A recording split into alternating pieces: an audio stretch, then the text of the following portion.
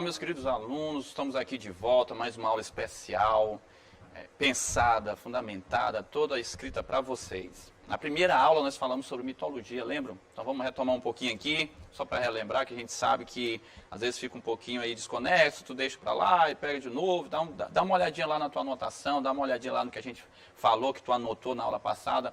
Lembrem que nós tratamos do mito, o mito como uma narrativa fantasiosa, uma narrativa fabulosa, uma narrativa imaginária. Lembra disso?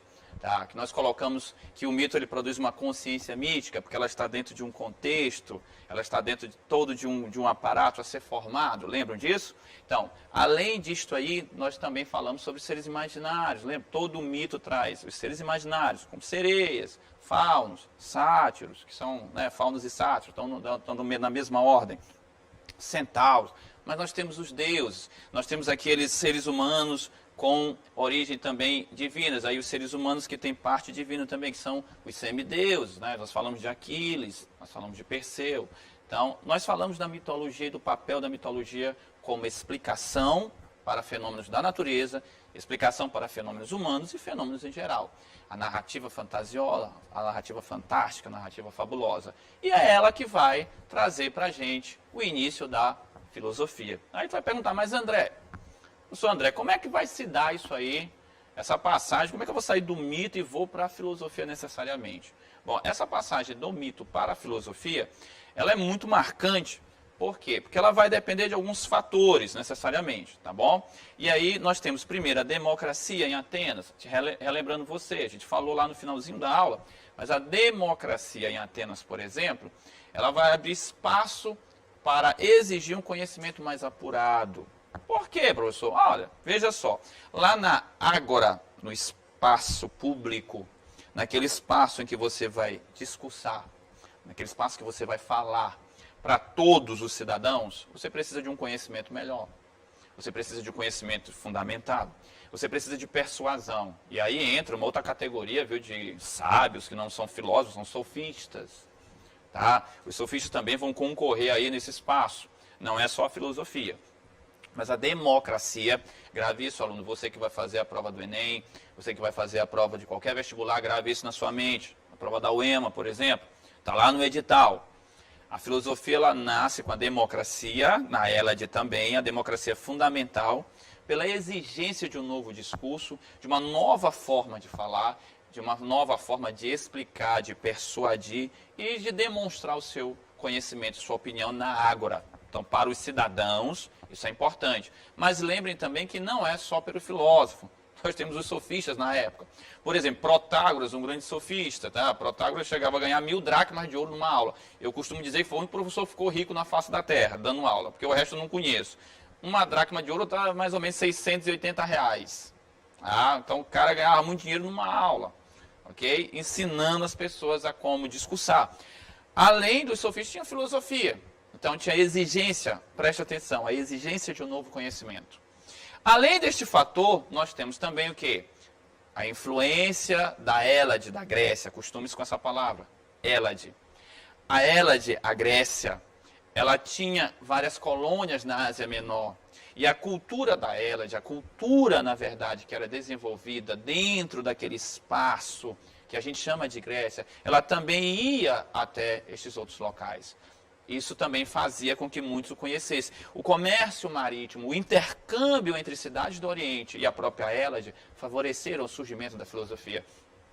É muito comum, aluno, é muito comum, meu caro colega de trabalho, é muito comum, meu amigo, você olhar em livros, você olhar em questões do Enem, questões da UEMA, questões de vestibulares em geral, falando desse intercâmbio entre a Hélade, que é a Grécia, através do mar Mediterrâneo, com o Oriente, com a Ásia Menor, principalmente, que a gente chamaria hoje ali do mundo árabe, principalmente a partir da Turquia, que a Turquia tem um papel importante, você vai já descobrir, para o surgimento da filosofia.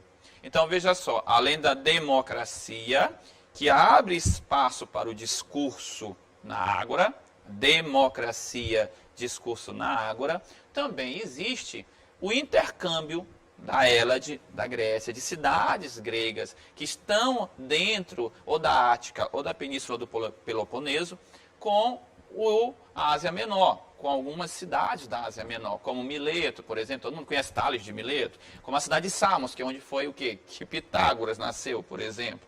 Tá? Então nós temos a democracia e esse intercâmbio. E tem um outro fator, um fator que eu quero que tu preste bem atenção, porque é um fator importante. Dentro dos mitos, nós temos narrativas de seres humanos com deuses que são os semideuses ou os heróis, e estes heróis ou semideuses, eles vão, dentro das próprias narrativas, sugerirem que é possível você romper com a tradição fantasiosa, imaginativa, fabulosa. E aí eu mostrei para vocês, principalmente bem no finalzinho da aula passada, Perseu, Fúria de Titãs, por exemplo. Lá em Perseu e Fúria de Titãs, você pode ver claramente que em frases, em momentos, em cenas, em certos contextos da própria narrativa mitológica, olha que coisa curiosa, dentro da própria narrativa mitológica, ele já dá indícios de que é possível você ultrapassar o discurso mitológico. Na frase em que ele vai proferir que ele não crê mais nos deuses, em que ele desafia os deuses e principalmente que ele sai vencedor. Ele é um ser humano também, ele tem participação divina, mas ele é um ser humano. Tá? Ele é um mortal. Ele não é um deus, mas ele consegue vencer os deuses. Então nós temos elementos fundamentais que vão anunciar o surgimento da filosofia. E aí você vai ter que prestar muita atenção. Por quê? Porque os primeiros filósofos são chamados de quê? Pré-socráticos. Olha que coisa importante. André, pré porque é antes, Socrates é porque é Sócrates. Sim, faz sentido, meu caro aluno. Mas deixa eu te dizer uma coisa aqui, ó. Nem todos eles são pré-socráticos. Eu tenho que te falar isso porque quando tu chega lá na universidade, tu me pergunta, tu vai ler um texto assim, olha, Demócrito não é pré-socrático. Por que ele é considerado? Deixa eu te explicar uma coisa aqui, ó. Os pré-socráticos, eles não estão necessariamente em datas. A gente não pode levar em conta datas. Todos eles nasceram antes de Sócrates? Não, nem todos eles nasceram. Demócrito é contemporâneo de Platão, por exemplo. Tá? Então, nem todos são necessariamente nascidos antes. Aí tu vai perguntar, então, professor, por que é pré-socrático? Por que, André, que é pré-socrático, então? Meu caro aluno, entenda uma coisa. A forma do discurso, a preocupação, a origem do conhecimento que eles desenvolvem é que vão categorizá-los como pré-socráticos. Porque nós vamos agora abordar algo fundamental dentro do pensamento pré-socrático. O que é? É a preocupação com a origem do universo, a partir de elementos da natureza e de um discurso mais racional. Preste atenção no que eu estou te dizendo, meu caro aluno. Escute, anote, pense, medite sobre isso. Veja só, por que pré-socráticos? Não é por causa de data, não é em função somente do nascimento. Eles nasceram antes de Sócrates. Não, meu caro aluno, não é só por isso. Tá? Não caia nessa, eu sei que até tem livro que escreve isso, mas não é por aí não, tá bom? O que acontece? A forma deles explicarem, a forma de produzirem conhecimento, a maneira como eles se expressam, a forma como eles querem descrever todo o conhecimento que estão produzindo é que vão categorizá-los como pré-socráticos, é que vai considerá-los dentro dessa categoria, tá bom? Então não é só por data. Porque tu é muito esperto, na verdade, né? Tu sabe muito bem, tu me acompanha, tu está assistindo as aulas aqui, tu é uma pessoa perspicaz, tu pode abrir lá o livro, tu pode cruzar informações, tu vai ver que nem todos nasceram antes de Sócrates. Então, lembra-te disso, jovem, lembra-te disso para o resto da tua vida. Os pré-socráticos, eles estão categorizados pela forma de explicar, pela maneira como produz o conhecimento e pelo alvo que tem a partir do conhecimento. E aí, que alvo é esse? Que maneira é esta? Buscar a origem do universo. Aí vamos consertar uma outra coisa aqui que tem escrito, às vezes até em livro, não está muito legal. Não é a origem do universo só a partir dos elementos da natureza. Meu caro aluno, você é inteligente. Existem dois pré-socráticos, como Parmênides e Heráclito, que eles não falam necessariamente em elementos da natureza. Heráclito ainda fala em fogo, mas ele não é o alvo dele necessariamente. Eles falam no ser. Então, nem todos também vão usar elementos da natureza. Não deixa isso no vestibular, te dá uma rasteira, viu? Presta atenção. Quando tu está lendo aí pré-socráticos, tu tem de entender o seguinte, são elementos da natureza, Mas não são apenas elementos da natureza. Nós temos o discurso lógico-racional. Nós temos uma lógica argumentativa, como Parmênides e Heráclito vão desenvolver teorias a partir do ser. Como Demócrito vai ver um elemento que está na natureza, que é o átomo. Então, cuidado com isso. Isso é uma advertência muito séria. É uma coisa muito importante para o teu conhecimento, para aumentar a tua capacidade reflexiva, para alargar a tua capacidade de vislumbrar todo o conhecimento que a gente está aqui disseminando, tá? A partir do mito, nós vamos agora aumentar o nosso leque, nós vamos conseguir enxergar melhor e nós vamos exigir mais, nós vamos conseguir dar melhores explicações ou explicações mais racionais. Geralmente o Marcelo Détienne e o Jean-Pierre Vernat, que são dois grandes estudiosos do mundo grego, da Hélade, o Marcelo Détienne principalmente da mitologia, mas o Jean-Pierre Vernat do helenismo, ou seja, da formação da própria Hélade, tá? O Jean-Pierre Vernat é muito claro, ele vai trazer para a gente que existe uma nova, preste atenção, uma nova maneira, uma maneira mais exigente, uma maneira mais confiável, uma maneira muito mais descrita dentro de um grau. Olha, presta atenção no que o André está te falando, presta atenção no que o professor está te dizendo. Um grau de racionalidade a mais. Nós temos uma exigência a mais e isso faz com que o grau de racionalidade ele possa crescer e ele possa ser uma base maior. Não adianta só contar a história, eu preciso argumentar, eu preciso persuadir, eu preciso tentar comprovar, eu preciso fornecer mais elementos que possam dar confiabilidade, dar base, dar alicerce ao conhecimento que eu estou disseminando. Olha só, este é o fundamento da filosofia pré-socrática. Então, meu caro aluno, elementos da natureza, mas uma lógica argumentativa também. Não despreze isso, ou então fica pela metade, tá? Tudo que a gente está, na verdade, fazendo. Vamos lá. Vocês podem ver aqui, por exemplo, estou colocando para vocês, pode tirar o print da tela, uma hora aí, tá? Mas vocês podem ver no livro didático de vocês, que eu conheço, tá? Tem justamente aqui, ó, filósofos pré-socráticos. Eu fiz aqui um apanhado geral, mas veja só. Quando a gente vai estudar os filósofos pré-socráticos, a gente sabe que eles podem ser divididos de várias maneiras. Eles podem ser divididos por cidades, por exemplo, temos a escola de Mileto. Eles podem ser divididos por elementos da natureza ou lógica argumentativa, por exemplo. A gente coloca assim, os monofísicos. Mono é um, physis é natureza. Então, monofísicos usam um elemento da natureza. Vários usam um elemento, mas também nós temos os plurifísicos, ou seja, vários elementos da natureza. Pluri, vários. Tá? Nós podemos dividi-los também por questões de origem da filosofia e relação com o mito, por exemplo. Então, meu aluno, vários livros tomam caminhos diversos, certo? Então, nós temos muitos caminhos, nós temos muitas caminhadas, nós temos várias maneiras, viu, meu aluno? Tá? Show de bola. Não estranhe, você vai olhar em vários livros, maneiras diferenciadas de categorizar o quê? Os pré-socráticos, tá bom? Então aí, meu filho vai ficar tranquilo, porque necessariamente a divisão ela não é tão importante. Mas a forma de pensar e a maneira como eles vão ilustrar o pensamento é que vai fazer muita diferença pra gente, tá bom? Beleza? Então vamos lá, ó. Nós temos aqui a divisão por escolas. Perceba, tá? Neste slide aqui mostrado, nós temos a divisão por escolas. Nós temos a escola iônica, você chama de jônica, né? Lembrando a você que no grego ático o J tem som de I, né? Então, é por isso que tem um pingo, viu? Lembra lá? Bota o J, não tem um pinguinho em cima? É porque tem som de I, meu caro. Tá? Pode ser iônica ou jônica, como vocês conhecem. A escola pitagórica, Pitágoras, aqui tem umas histórias sobre Pitágoras assim, escabrosa aí, muito doida. A escola de Eleia, né, que vai trazer necessariamente aí também grandes pensadores. E a escola que a gente conhece aí como a pluralista, tá, que vai oferecer uma outra forma de explicar. Então aqui é uma maneira, quero só frisar para vocês novamente, é uma forma de dividir os pré-socráticos. Necessariamente não é a única, tá? Mas vamos lá, vamos trabalhar.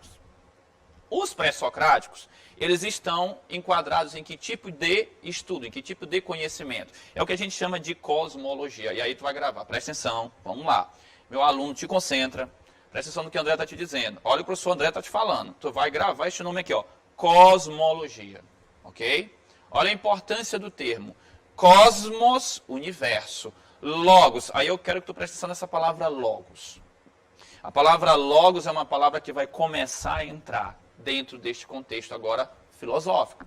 Logos como racionalidade, como exigência, como padrão mais racional. Eu sempre falo em padrão mais racional, perceba isso. Porque o mito também tem racionalidade, só que a racionalidade dele é diminuta. Tá? O mito também possui um grau de racionalidade, mas muito pequeno. Agora nós vamos ter uma racionalidade maior, porque eu vou ter uma exigência maior, eu vou precisar explicar melhor, eu vou exigir uma explicação mais apurada. Entenda isso. Mas veja só, eu tenho cosmos, universo. Cosmos, universo. Logos. O logos seria justamente essa racionalidade mais exigente. O logos é a racionalidade mais exigente. E aí eu chamo a atenção, você aluno, você que está acompanhando a gente aqui nessas videoaulas, você que está aqui conosco, continue sempre conosco, vamos lá, te concentra, presta atenção na palavra logos. A palavra logos, ela vai entrar dentro agora do nosso cabedal teórico, ela vai entrar dentro do nosso vocabulário, tá? Então, os pré-socráticos, eles estão dentro de uma cosmologia. Aí tu vai perguntar, mas André, por que tem esse nome? O que é a cosmologia? A cosmologia, meu caro aluno, é justamente a explicação mais racional. É a explicação mais exigente. Que, mais uma vez, eu vou te chamar a atenção. Pode vir de um elemento da natureza, da physis, por exemplo, mas pode vir de uma lógica argumentativa também qualquer. O problema é que tu não podes fechar a ideia de que são somente elementos da natureza. Então, olha só, eles são considerados filósofos da cosmologia. Associado à cosmologia, o que a gente traz para vocês? Olha, a physis. Claro que essa cosmologia, é óbvio que essa expressão cosmologia, é muito claro que a cosmologia ela vai exigir a presença da natureza. Mas, meu caro aluno, não é somente elementos da natureza, não são somente elementos da natureza, não é somente a physis, não é somente essa forma de explicar, não é somente esta maneira de usar elementos da natureza que vão configurar os pré-socráticos. Então, tu toma muito cuidado com isso, tu coloca isso na tua consciência, porque senão tu vai acabar confundindo ao ler os outros pré-socráticos. Alguns usam elementos da natureza, outros não, tá? Não é necessariamente obrigatório todos usarem, tá? Mas eu tenho aqui a presença da physis. Ah, André, mas se eles não usam só elementos da natureza, por que é tão importante então a natureza? A physis. Physis significa natureza, correto? Physis vem da palavra grega, e aí esta palavra physis grega vai configurar o termo natureza. Por que ela é importante então? Lembra lá no mito? Quando eu te disse que Aquiles, o que Aquiles fazia? Aquiles perfigurava o quê? A descida da explicação que estava só no Olimpo e nos deuses para a terra, lembra? Os semideuses. Eles trazem, são seres humanos, são mortais, eles têm elementos divinos também, mas eles são seres humanos, eles são mortais. O que isso indica? Lembra que eu falei para ti na aula passada que eles vão trazer o discurso para a terra também? Isso. Então, trazer o discurso para a Terra é trazer para a physis, é trazer para a natureza. E é claro que eu estou tirando do transcendente, aí eu vou querer que tu grave essa palavra, eu estou tirando do transcendente e necessariamente colocando para junto de nós. Preste bem atenção, eu estou tirando do Olimpo e colocando dentro da natureza, dentro da terra habitável pelo ser humano e unicamente pelos seres humanos. Uma informação interessante, o Jean-Pierre Vernat chega a dizer numa obra dele que os deuses tinham inveja dos seres humanos, porque eles viviam mais conosco aqui na Terra do que no Olimpo. E a principal preocupação deles era perturbar a nossa vida. Tá? Olha só. Então, essa forma de você descer, de você trazer uma explicação, lembra? O mito, a narrativa, o mito é uma explicação. Agora, quando eu trago essa explicação para a própria natureza, para a própria terra, para a convivência humana, para a materialidade, olha só, eu trago para a natureza, para a própria terra, para a convivência humana materialmente falando.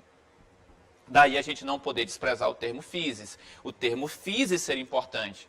Então, embora nem todos usem elementos da natureza, mas a physis, ou seja, a natureza, é algo que vai se sobressair como elemento fundamental, como novidade.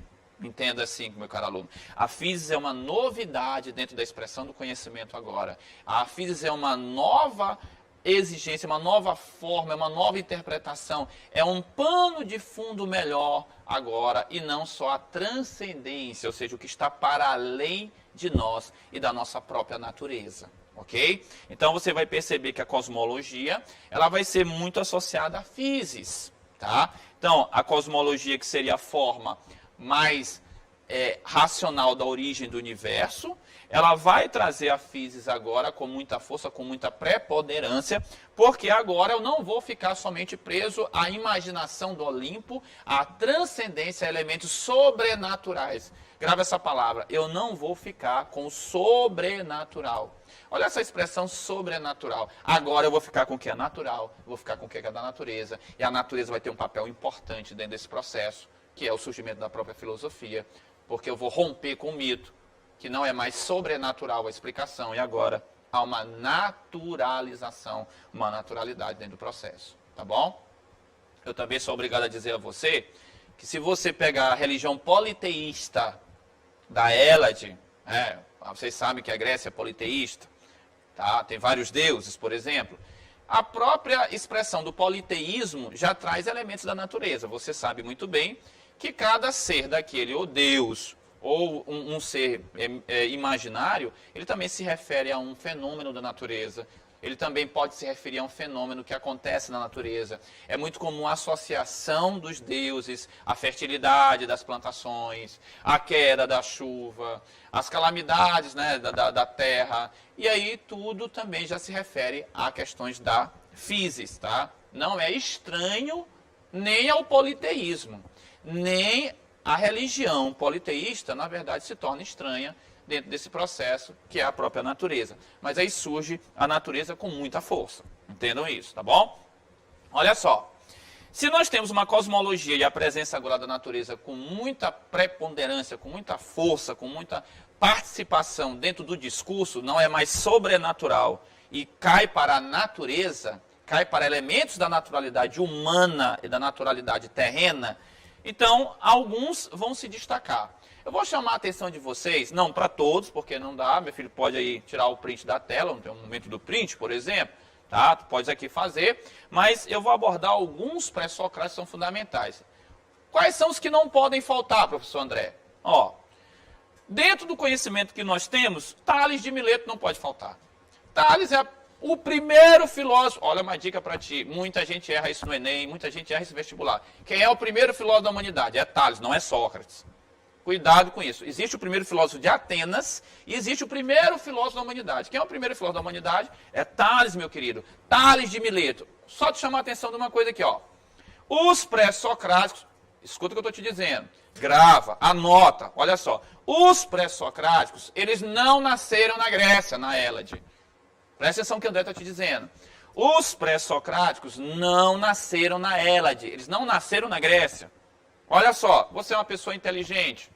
Tá? Quando você pega o mapa, por exemplo, da Hélade, quando você pega o mapa da Grécia, não tem a cidade de Mileto. E aí qual é a nossa preocupação?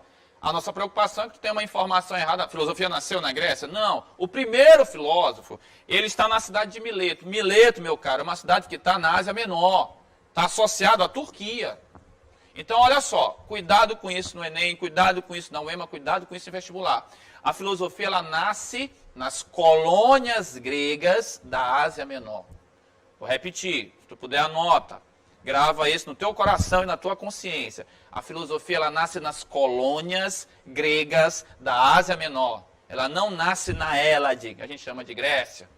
Tá? Então, cuidado, essa informação é preciosa para ti. Tá? Neste momento aí que tu está tendo tempo para assistir o vídeo, anota, bota isso na tua consciência. A filosofia, ela nasce nas colônias gregas da Ásia Menor, necessariamente. Não é na Grécia. Cuidado.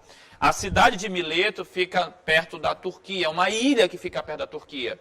Olha, Pitágoras, que de todos é o mais famoso, tá? Pitágoras nasceu na cidade de Samos. Samos é uma ilha que fica também associada quase à Turquia, à Ásia Menor.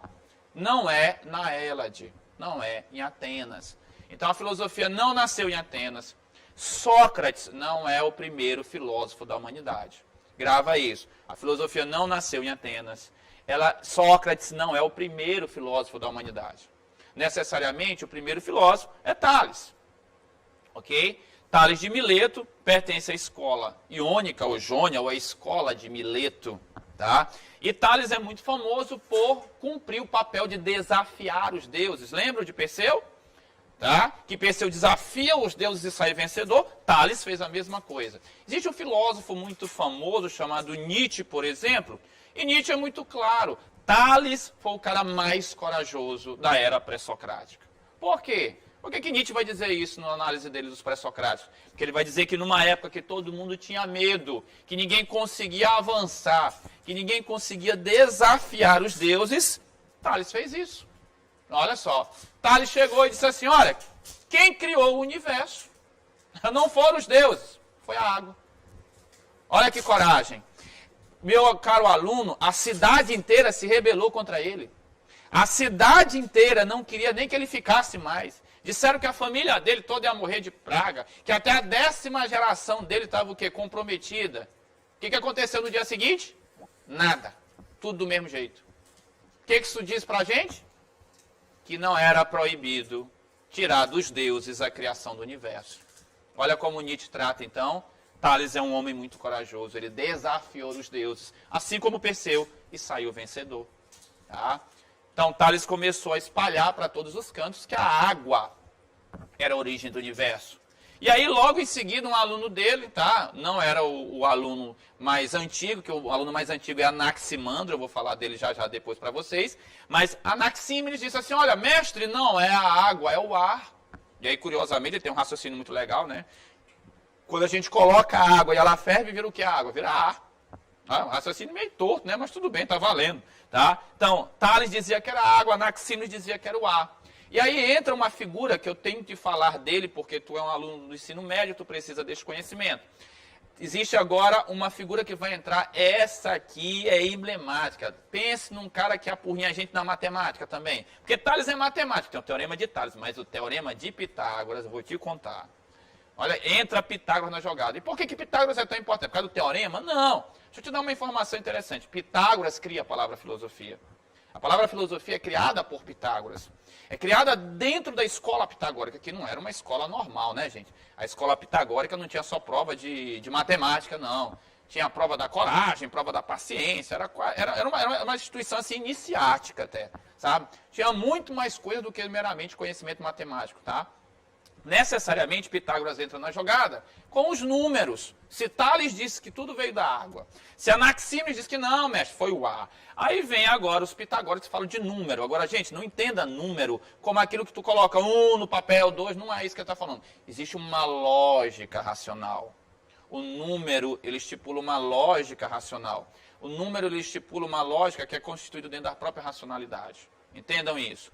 Não é este numeral que tu escreve, não.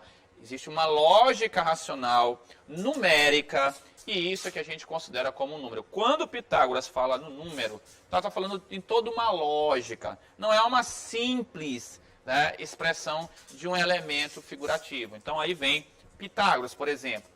Depois de Pitágoras, Pitágoras é uma figura, viu? Leiam sobre Pitágoras, vão ficar admirados, né? Só para vocês terem uma ideia, o irmão dele desceu do céu. O cara não era pouca coisa não, viu? Aí vem, por exemplo, Parmênides e Heráclito, que é a ontologia. 2 outros pré-socráticos, cuidado com isso no Enem, cuidado com isso na UEMA. Existem 2 outros pré-socráticos fundamentais, chamados Parmênides e Heráclito, por exemplo, que eles vão inaugurar a tradição da discussão sobre o ser.